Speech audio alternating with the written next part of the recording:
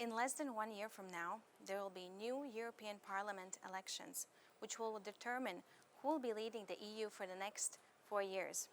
On this special edition, we will be looking at the youth aspect of the upcoming elections, as well as Jewish youth activism today in Europe.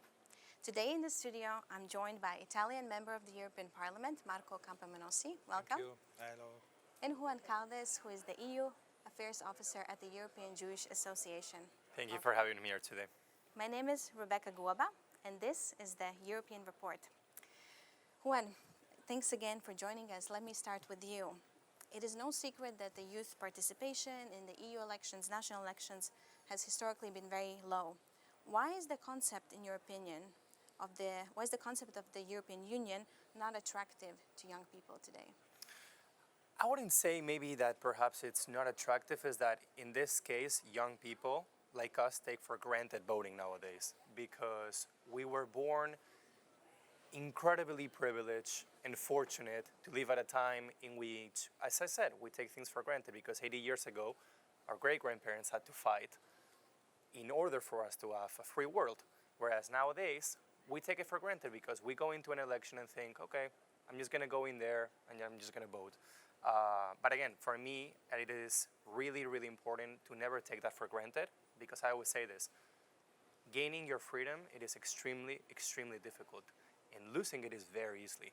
So when it comes to the youth priorities, it is interesting because a recent survey showed that protection of the environment, integration of refugees is far more important than democratic participation for young people because of the reasons I stipulated.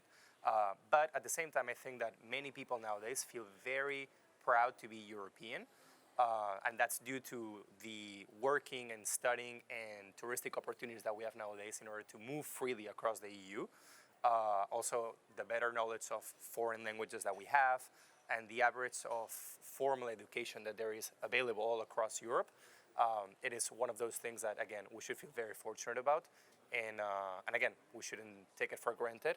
And quite on the contrary, be very fortunate and lucky and grateful to live in such a great place like in Europe and to have the European Union, which at the end of the day, it's a big family in which we can have our differences, but we have a common mission and we have shared values, and that's what should unite us, and we should focus more on what unites us than rather when it divides us.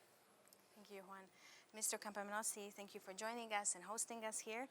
Can the EU and the European Parliament do anything to change this?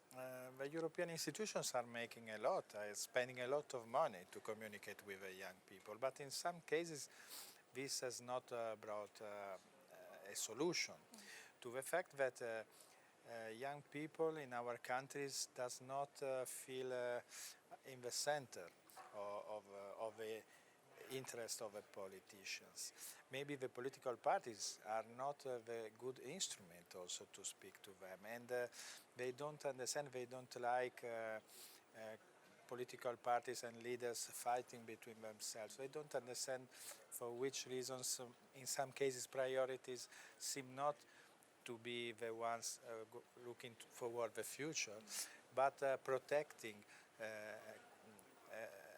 areas or interests or categories which where normally young people has not a relevant role. So for this reason I think we all together would have to make efforts, and the European institution, and especially the European Parliament, would need to open a bit the possibility to accept different ideas, because I have the impression that in some cases when I propose a different future for Europe, I am interpreted as I am someone against Europe. That's totally not true. So to have a debate which is more open, I think that could help also people. I joined Lega when I was 16 years old. But this was a moment at the end of the so-called First Republic in Italy where my party was proposing something really new, where there was a hope of change. And I think the young people needs something new for which to spend their time, to fight in a good way, of course, to have a future in another way, to have hope in the future for a continent which have many difficulties. Yes. And I want to take an opportunity to shortly address the current affairs. And Juan, you're Spanish, and these are the first days of the Spanish presidency of the Council of the European Union. What should we expect, and what is perhaps your personal wish list that the Spanish presidency could bring to the European process? So first is first. For those who may not know, Spain assumed the presidency of the Council on July 1st until December 31st. And our current president, Prime Minister Pedro Sánchez, already announced that the 4 priorities are going to be reindustrializing the EU, meaning not to be so dependent on other countries, which we did see now with the current ongoing war that it's taking place in Ukraine, and not being so dependent in this case with the energy sector. Advancing in the green transition, so promoting renewable energies, which in Spain we've been doing for a very long time, especially in the solar and eolic fields. Stepping up our efforts in the fight against climate change, which is a universal thing, and more measures for reduction of waste and microplastics. And later promoting greater social and economic justice, and last but not least, strengthening European unity. So in this case, the theme again is all around Ukraine, and you could see that on July 1st, as soon as we assumed the presidency, Pedro Sánchez flew to Kiev, and he gave a speech to the Rada with Zelensky, and he was basically sending a strong message of support, saying that we're going to be here all the way, no matter what the cost may be and how long it may take. That was the message that he was trying to send to the Ukrainian people and to the European family. I personally, in terms of these 4 priorities, I personally like them because there's nothing that I could say that I'm against. But it's not about the measures itself, it's about how you execute them at the end of the day. And if they're executed properly, they're great measures. But let's not forget that Spain is going to have elections in 3 weeks, because we were supposed to have elections on December 10th, but Prime Minister Sánchez decided to call for early elections based on the terrible municipal election laws that he had 2 months ago in Spain. And now we're going to have to vote in 3 weeks in Spain, and we may have a new president, who may be Núñez Feijóo, the leader of the opposition from Partido Popular. And when he came in here, actually the other day on July 1st, when we assumed the presidency, we saw that Sánchez and Feijóo came over in case that there's a transition of power, because it's something that could easily happen. And I don't know if that has ever happened in the history of the EU, which is a quite interesting time to live, because it would be the shortest time with the current president. So we'll have to see, because maybe Feijóo will come in and change some of the measures. I honestly don't think so, because this is something that statesmen wouldn't do. Maybe, again, the way that those measures would be implemented would be slightly different, but overall the measures are good, and I really like them. And hopefully, as a Spaniard, as a European, I hope that my country will do a good job, and that we would leave a good legacy, because we won't have the presidency again in the next 13 years. So hopefully, as a Spanish citizen, I can just wish the very best for Prime Minister Sánchez, or for Feijóo in case that he gets elected as the new Prime Minister. Thank you, Juan. And coming back to youth participation, upcoming EU elections, Mr. Campomenosi, do you think the European Parliament and EU institutions are doing enough to engage young people specifically in these upcoming elections, participating in voting, running for the seat? I hope. Italy, for example, is a country where the participation to European elections is important.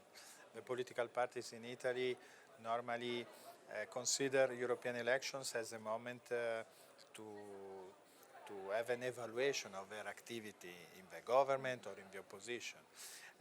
This time it will be different, because the press, the people is speaking about what the European institutions are doing regarding the new rules on the Green Deal, on other issues.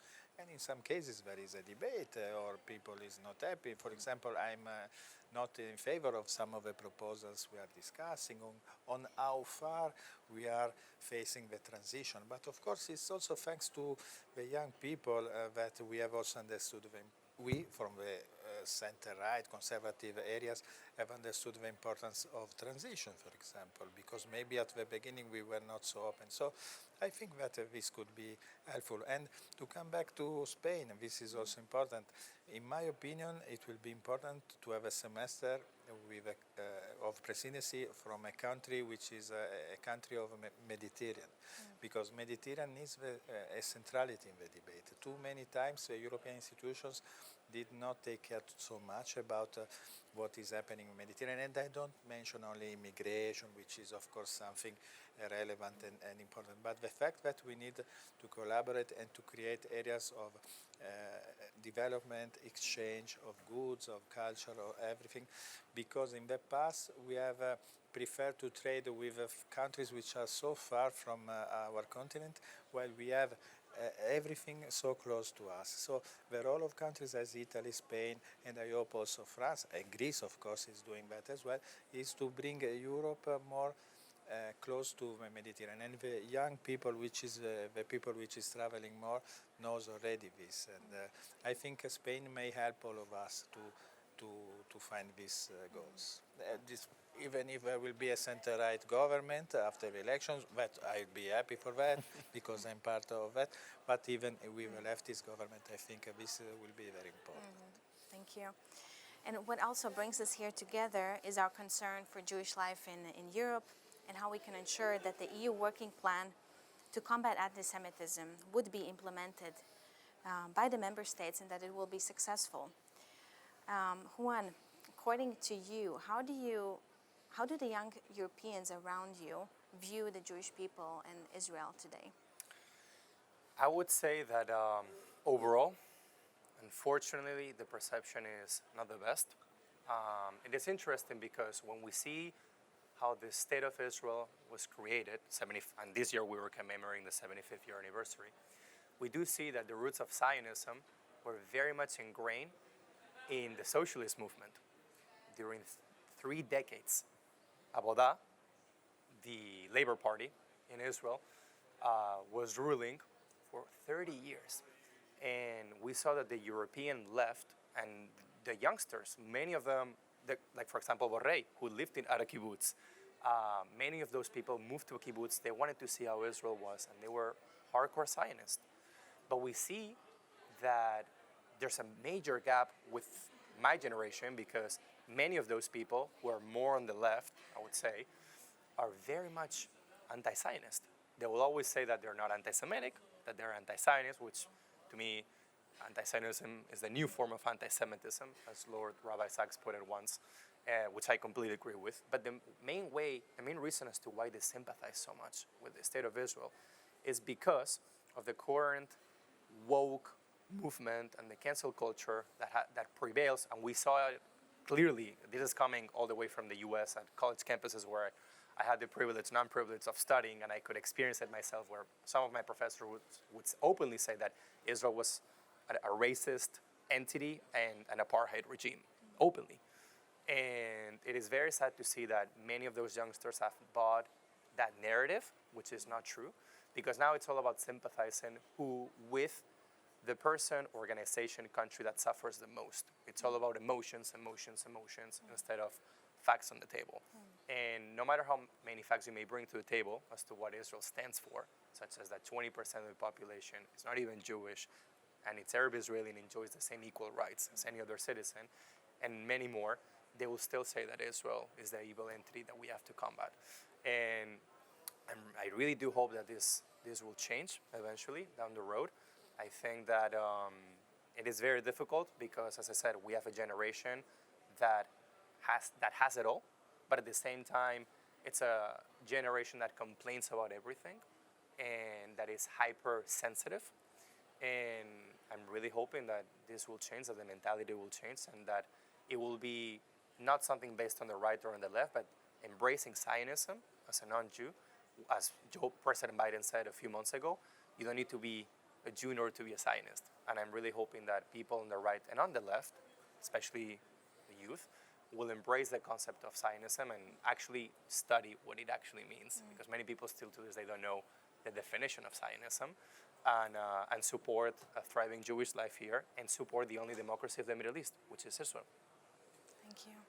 And listening to this climate that Juan is describing in Europe, do you think EU is doing enough to address these issues? And can EU do something more to secure a future for young Jews like Juan? I hope, because in some cases we have bad news, because to wear a kippah in some areas of French cities is an act of courage, because people may be in danger for that. And Europe and France in particular are the home of democracy, freedom of speech. It's thanks to the French Revolution that we speak about some kind of rights. But the impression is that our continent is having a period of communication which is not even true regarding what really happens in Israel. And this is something I don't like and I don't accept. I have many friends in the leftist side, but also in some cases in the right side, that are following issues which are not true at all. And we have to make a big effort in this case. And I try to do my best in this case, but even in these institutions, what it was not acceptable is, for example, that they have never accepted to have a debate in plenary regarding the outcome of the so-called Abraham Accords, for which, when I've been in the Emirates a few months ago, I've met tourists from Israel. I went with them to the desert. I spoke with them regarding why they were there. Yes, now since 2 years there is the agreement, we can do that. They were not involved in politics, they did not care about political issues. And it's a pity that this parliament did not accept such a debate, because they did not like this agreement, while it's something which is helping countries to know each other more. And this is at the base of recognizing the other one. And this is at the base of facing racism. Secondly, there is another issue, the fact that in the past in Europe a problem for Jewish people was given by fascists, by Nazi, rightist extremists. Now we are facing more and more a problem from Islamists, which are betraying Islam. They are extremists as well. And this is something we cannot accept as Europeans. We have to do more and more. Thanks also to some Islamic people which attended our meetings, and thanks to the Abraham Accord are debating with all of us and helping all of us to have this solution. But we have not to consider that Holocaust is something that happened in the past, and we don't have responsibility about that. We have to fight for this every day. Yes. Juan, according to an EU survey you probably know about, since you're working with these matters, almost 40% of the European Jews have considered leaving their home countries here in Europe because of the rising anti-Semitism. What about you? What are your future plans? Have you considered moving? So that is the eternal dilemma that a Jew faces on the diaspora. Do I stay in the country of origin where I'm from, in this case, or in the European Union, or do I make Aliyah and I move to Israel? And every time, I was just in Israel recently, 2 weeks ago, for a work trip, and as I was walking the streets of Tel Aviv and Yerushalayim, I thought to myself, when am I going to make Aliyah? But then I'm back home, because to me, Belgium, Europe, France, Italy, every single country to me is home, because this is the beauty of being part of the European nation, of the European family. And I think, I love Europe. And this is what many people don't understand, that you can be, still to this day, because there's a lot of ignorance around Judaism, many people don't understand that you can be proud, in my case, to be Spanish, because I'm very proud, and that's the country of origin where I'm from, where my family lives, and at the same time, be extremely proud to be Jewish. And many people seem to not understand it. It's like you have to choose one or the other. And in my case, I think that some of us have to stay on the diaspora and unfortunately, work against. I wish I didn't have to do this job, which is fighting anti-Semitism, but still, we see it day after day. It's rising, it's skyrocketing, especially in countries like France that you mentioned before, which I completely agree with. Like, for example, now with the recent protests that are taking place all across France, you saw that the Holocaust memorial in the outskirts of Paris was vandalized. And you think to yourself, what does that have to do with the teenager that was, and of course, I'm totally gonna condemn the police brutality action that took place in this case. What does that have to do with fighting against that injustice? What does it have to do with it? Because I just don't understand what's the point of vandalizing something that you very well pointed, which is the Shoah. It took place only 80 years ago in the European soil. One third of the Jewish people was exterminated, massacred all across Europe in concentration camps and in gas chambers 80 years ago. So it is our moral duty as Jews, as non-Jews, as human beings, to commemorate what happened. And in this case, I'm hopeful. We'll see what the future holds. But in my case, I'm very happy and proud to live in Europe, to work in the EU quarter, in the EU institutions. And I think it is very necessary, because otherwise anti-Semitism would skyrocket even more. And unfortunately, some of us have to stay here doing that work, because if we all move to Israel, this is my personal perception, but I think that anti-Semitism would get even worse. And of course, I've considered it. Many of my friends in France, in particular, they've made Aliyah, and the population in France is unfortunately decreasing year after year. And in countries like Belgium and the UK, it's also getting really bad. But I'm very lucky, because in my country, I have to say, when I walk down the streets of where I'm from, Mallorca or Madrid, Barcelona, and I wear my kippah very proudly in my Magen David, I haven't faced a single situation of anti-Semitism, and I really do hope that it stays that way, because obviously it can happen anywhere. But the way to combat against that is to normalize being Jewish. And in my case, many of my friends would say otherwise, that you have to live a Jewish life in your private circles. I disagree with that, because in order to fight against anti-Semitism, we first need to come out and say that we're here to stay. This is our home. We've been here for 2,000 years. We're very proud to call ourselves Europeans. We're loyals. It's a halachic principle to be loyal to the country where you're from. And it's not incompatible with being extremely proud to be Jewish. And thank you for your courage and your activism, being here in Europe and standing up for your community and all the work that the European Jewish Association does. Does Europe have any responsibility for having 40% of its Jews considering to leave? Yes, sure, because of what we told before, but also because we have to consider that Jewish people in Europe are Europeans, are not guests, are not friends coming to see our continent. They are part of our culture. It's a pity indeed that when we worked to new treaties before 2009, many countries in Europe did not accept to mention the importance of Christian and Jewish roots in our continent, despite the fact that any one of us may consider himself a Christian or Jewish or whatever. But it's a pity that we did not put this, which could be a symbol, no? Could be something, how to say, not relevant for actual laws or rules and the way people live. But I think it would have been important, because, of course, society is complex, and to understand what happens in this world is very complicated. But I think we have to engage ourselves more and more in order to keep Europe a comfortable place for everyone, despite their thought, despite their religion, despite the way they decide to live, to form a certain kind of family or another one.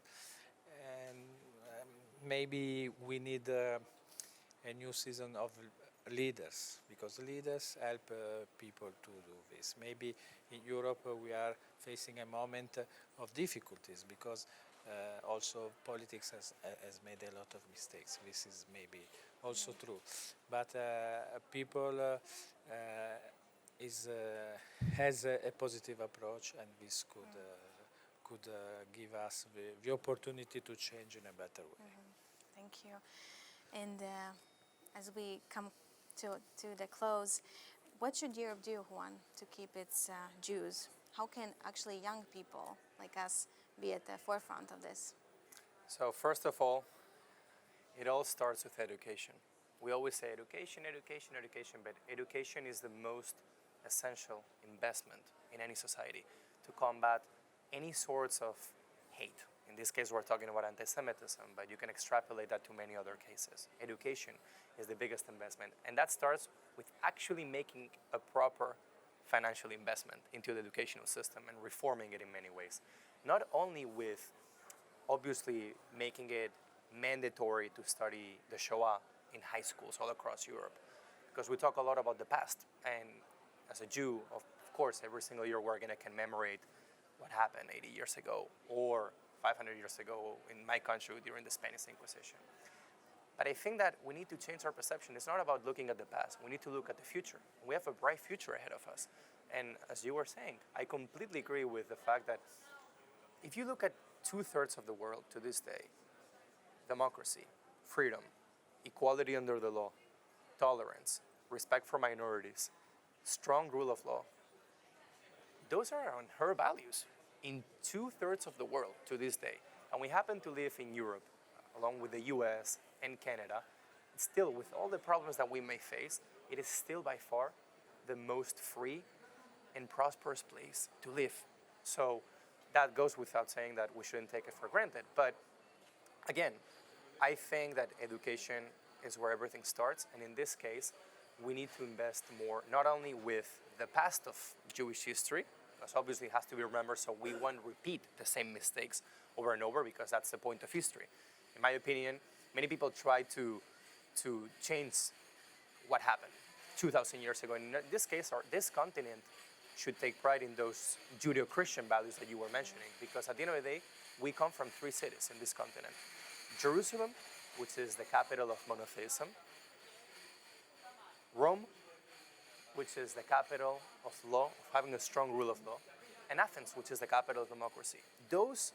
We are descendants from those 3 cities, and we should be proud of that and never take it for granted. So, and I'll wrap up with this because I know we're running out of time, but nowadays we see the biggest danger and the most existential threat to a Jewish life, we see it through the lens of anti-Zionism. And until we understand that anti-Zionism is anti-Semitism, then we're not going to get anywhere. Because we need to understand that you can criticize as much as you want the Israeli government, just like any government on the face of the earth, but the double standards that it is applied to Israel, it is not applied to any other country. And we see it constantly now, for example, with the current situation of what's going on in Yemen. And you can criticize the government as you want, but the mere existence of the only Jewish and democratic state, because that's what Zionism is. Zionism is having the right of self-determination of the Jewish people to have their own state in their own ancestral homeland. And if you deny that existence, if you deny that over half of the Jewish population lives in that country, and people to this day chant, "Free Palestine, from the river to the sea, Palestine will be free," you're basically advocating for another extermination, which is what Iran does openly as a country, and no one seems to care. As Bibi said a few years ago, deafening silence is what you guys should feel, and the shame at the UN, because there's so much complicity with regimes like that.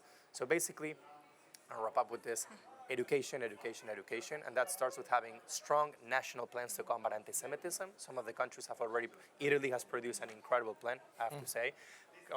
Mazal tov, kol hakavod, congratulations, it is a great plan, one of the best ones, one of the most solid, and the mention to anti-Semitism, fighting against the BDS movement, against Samidun, that are openly laundering money for, and in a way, they're not condemning terrorism, and that's what they do here in Europe. And this funding should be stopped as soon as possible, and hopefully we can get to the point in which all parties, from right to left, as I said before, we can reach a common understanding, as statesmen, for once prioritize and say, okay, if we need to fight anti-Semitism, we need to understand how it works nowadays, and that means that we have to fight against anti-Zionism. That's the first thing.